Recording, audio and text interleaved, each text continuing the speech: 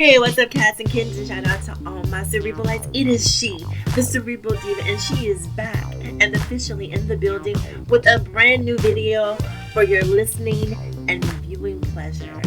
And in today's video, we're going to talk about the beef that's been all over the internet this week, and that is the beef between 50 Cent, Russell Simmons, and Oprah Winfrey. Oprah Winfrey, who beefs with Oprah? I'll wait. Exactly. Outside of Monique, who beefs with Oprah? 50 Cent beefs with Oprah. That's who beefs with Oprah. But 50 Cent beefs with his own son, so take it with a grain of salt. So anyway, 50 Cent and Russell Simmons are both upset with Oprah. Oprah, who is a content creator for the new Apple streaming platform, has apparently created this documentary that's gotten under Russell Simmons' skin. He feels a little betrayed, a little slighted by Oprah. I guess he feels that the two of them have a long-standing relationship and felt like this is not what friends do to each other. So Oprah created this documentary, and in this documentary she talks about sexual harassment, this whole Me Too movement thing that's happening out here. It's sort of in the same vein, I guess, if you will. And this is me guessing. I don't really have any backstory in terms of what the documentary entails or how it's formatted, but sort of piggybacking off of the whole Surviving R. Kelly phenom that was created about a year ago. So Oprah created this content for the Apple streaming platform where she talks to Russell Simmons' accusers. Russell Simmons got wind of this, and obviously he's not too happy about it. So he wrote this letter or this post to Oprah on Instagram, essentially saying how he introduced her to meditation and this, that, and the third. And, he can't believe that, she would do such a thing, being that he's had her around his family and, basically trying to guilt Oprah into not moving forward with this documentary. And I'm not sure I like the energy of that, right? Here's the first things first, right? Russell Simmons is in the entertainment industry as well, right? So if you don't like what's being created, create your own. Create your own documentary to counter this. Talk to people who can actually sort of invalidate some of these claims. Talk to people who can testify and give testimonial to you not being the person that some people may perceive you to be. If you're so concerned about your image, you are in media, so take control over your own image and don't necessarily put the onus on Oprah to sort of sing your praises, if you will. So Oprah created this thing, and this is what gets me about this, right? None of us, myself in particular, have seen this documentary. We don't know what the content is at this point. Everything at this point is purely suppositions, it's speculative. We don't know what is entailed in this documentary. But we are turning this into a black versus white thing. And because Oprah is a black woman, she should turn a blind eye to potentially predatory behavior for the sake of simply being a black woman. She should align herself with black men. Now, I may be going off on a random tangent here. And what I say might get me into some trouble. But oh well, I'm grown, so I'll do that. When I look around at all these black men, Russell Simmons in particular, they've stopped aligning themselves with black women a long time ago. Can I get an amen? Can I get an amen? When's the last time you've seen Russell Simmons date a black woman? Now suddenly you want to cry foul and play the black card like, hey black people, I'm here. Sorry, not sorry.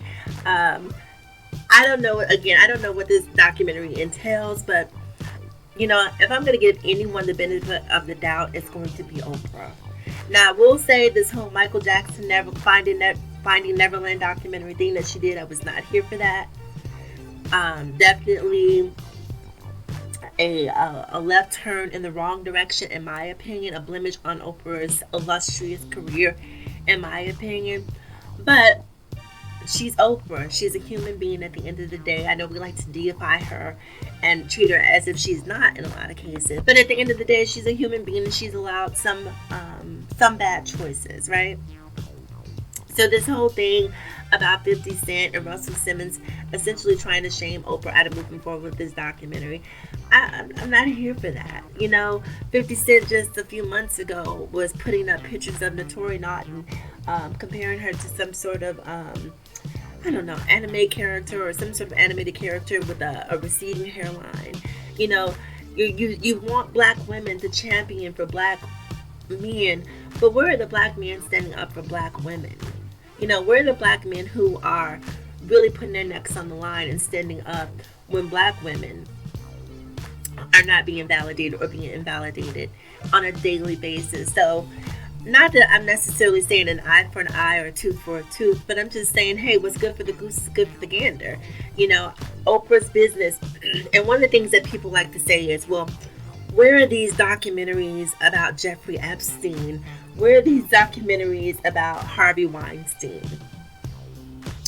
There is some validity to that. I'm with you guys on that to a point. But here's what you must understand. At the end of the day, whether it's Apple, whether it's YouTube, whether it is NBC, ABC, HBO, Lifetime, at the end of the day, what is most important to these platforms is the bottom line, is the viewership. And the fact remains that if you create a documentary about Jeffrey Epstein, a documentary about Harvey Weinstein, while it may garner some viewership, a documentary about Russell Simmons, a documentary about R. Kelly is going to have a lot more viewership because those names carry a lot more weight. Not saying that it's fair, but that's the reality. A lot more people are going to click on a Russell Simmons documentary than they are when they see a Harvey Weinstein documentary. I know for me, I'd be more apt to watch a documentary about Russell Simmons versus Harvey Weinstein. So I don't necessarily think that it's about race. A lot of times I think it's about money. And it's sad to say that, these incidents of sexual harassment, these incidents of predatory behavior are being monetized, but to a degree that's exactly what's happening. So I guess at the end of the day, what I'm saying is this. I have to see the documentary until I can officially convict Oprah. Haven't seen it, can't have an opinion. I do know that Oprah has a long-standing history of championing not only just for women, but for black women in particular. Not just for black women, but for the black community as a whole. I know she does a lot of good, a lot of philanthropic work. Her altruism is unprecedented. And so for that reason alone, and that's not to discount the things that Russell Simmons has done, because I'm sure he's given a lot back too. I don't know his history well enough to be able to recite it off the top of my head, but I follow Oprah much more closely, so I know a lot of the things that she's done, a lot of the ways that she's given back. So I'm gonna give her a pass. Sorry, Russell, that you're in your feelings, but hey, it is what it is. See, the bottom line is we cannot be induced to be so visceral in our responses, right? We have to take time to actually see the material before we jump to a conclusion. Maybe 50 Cent is absolutely right. Maybe Russell Simmons is absolutely right. Maybe Oprah is dead ass wrong. I do not know, and neither do you, and none of us will know until after we've seen the product. So until then, I'm going to sit back, wash my hands, and I still love all things Oprah. That is me, the Cerebral Diva. Make sure you like, comment, subscribe, and share if you care. As always, in closing, people, remember to live better, love harder, and think smarter. I know a lot of you might be upset by what I had to say, but oh well.